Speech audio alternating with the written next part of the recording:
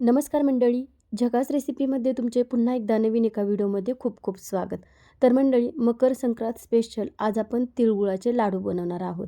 ते पण कुकरच्या एका शिट्टीमध्ये आणि एकदम खुसखुशीत तयार होतात. 2 बोटांनी सहज तुटेल एवढा लाडू खुसखुशीत तयार होतो. कोणीही सहज बनवेल एवढा सोपा आहे बनवायला. पाक बनवायचं अजिबात टेन्शन नाही. तुमचा पाक कडक होईल, अजिबात होणार नाही. व्हिडिओ तुम्ही पूर्ण बघा. चला तर पटकन रेसिपी बनवायला सुरुवात करूया. तर इथे मी अर्धी वाटी शेंगदाणे भाजून घेतलेले आहेत. मीडियम गॅसवर चांगले भाजून घ्यायचे. थंड झाल्यानंतर आपल्याला त्याची पूर्ण साल काढून घ्यायची. आता आपल्याला ज्या वाटीने शेंगदाणे घेतले त्याच वाटीने 1 वाटी भरून तीळ घ्यायचे आहेत. इथे मी तीळ गावरान घेतलेले आहेत. तुम्ही पांढरे घेतले तरीसुद्धा चालतील. तीळ आपल्याला चांगले भाजून घ्यायचे आणि तीळ भाजल्यानंतर लगेच प्लेटमध्ये काढून घ्यायचे आहेत. तर शेंगदाणे आणि तीळ भाजून झाल्यानंतर थंड होण्यासाठी ठेवून द्यायचं आहे.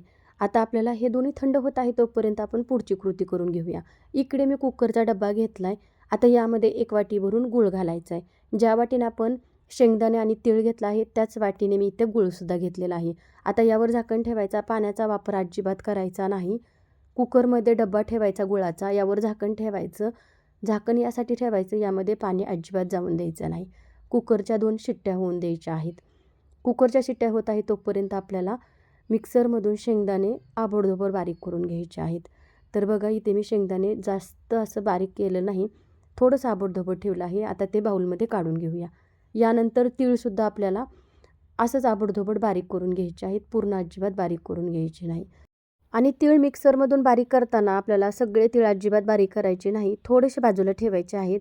तर बघा इथे मी तीळसुद्धा आबडधोबड छान बारीक करून घेतलेले आहेत. आता ते बाउलमध्ये काढून घेऊया. आता जे बाजूला ठेवलेलं तीळ आहे ते आपल्याला या बाउलमध्ये घालून घ्यायचे. सर्व जिन्नस एकत्र मिक्स करून घ्यायचं. त्यानंतर आपल्या कुकरच्या इकडं 2 शिट्ट्या पण झालेल्या आहे. बघू शकता इथं गुळाचा आपला पाक तयार झालेला आहे. अजिबात हा पाक कडक होत नाही. आता हा पाक आपल्याला पूर्ण या मिश्रणामध्ये घालून घ्यायचा आहे. सगळा घालून घेतल्यानंतर यामध्ये आपल्याला काय करायचे, 1 चमचा भरून तूप घालायचे. हे गुळाचं मिश्रण गरम आहे त्यामुळे मी तूप अजिबात वितळून घेतलं नाही. व्यवस्थित मिक्स करून घ्यायचे. मिक्स करून झाल्यानंतर आपल्याला यामध्ये इलायची पावडर घालायची आहे. तर बघा हे मिश्रण एकदम व्यवस्थित झालेलं आहे. अजिबात पातळ झालं नाही किंवा अजिबात हे असं कोरडं झालं नाही. एकदम परफेक्ट हे मिश्रण तयार झालेलं आहे. आता आपल्याला याचा लाडू तयार करून घ्यायचा आहे. तर बघा लाडूसुद्धा किती सुंदर असा झालेला आहे. आणि महत्त्वाचं म्हणजे मिश्रण पूर्ण थंड झाल्यावरसुद्धा आपल्याला लाडू तयार करता येतात. हे मिश्रण अजिबात कडक होत नाही किंवा लाडूसुद्धा अजिबात कडक होत नाही. तुम्ही हे सकाळी मिश्रण तयार करून ठेवलं, संध्याकाळी जरी तुम्ही हे लाडू तयार केले ना, अजिबात हे लाडूचं मिश्रण कडक होणार नाही. एकदम परफेक्ट असे याचे लाडू तयार होणार आणि खुसखुशीत तयार होणार याची गॅरंटी मी तुम्हाला देते.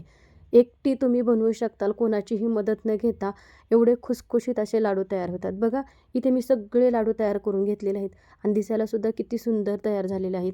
तर इथे आपले तिळगुळाचे लाडू कुकरच्या एका शिट्टीमध्ये 2 बोटांनी सहज तुटेल असे लाडू तयार झालेले आहेत.